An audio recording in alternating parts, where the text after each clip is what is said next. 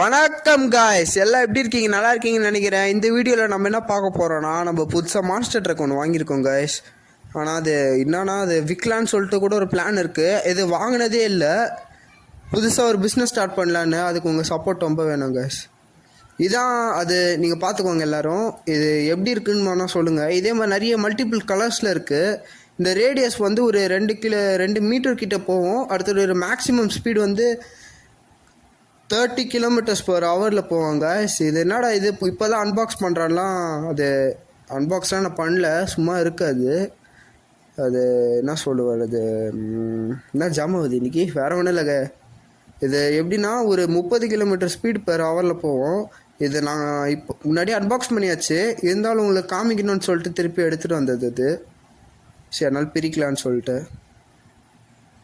இந்த மாதிரி மல்டிபிள் கலர்ஸில் இருக்குது காய்ஸ். உங்களுக்கு வேணா வாங்கிக்கலாம்.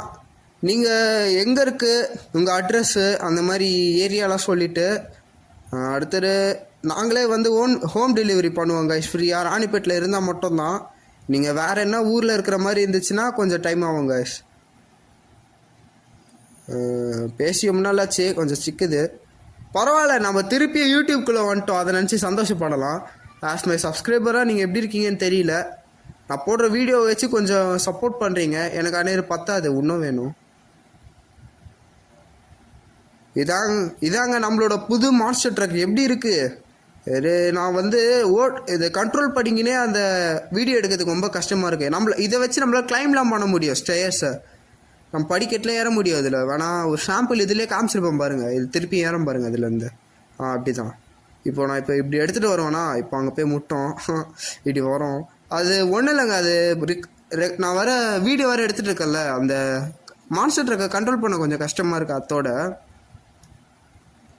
இப்போது நான் நடுவில் கட் பண்ணுவேன்னு நினைக்கிறேன். ஆமாம், அது எடுக்கிற வரைக்கும் நான் கட் பண்ணுவேன்.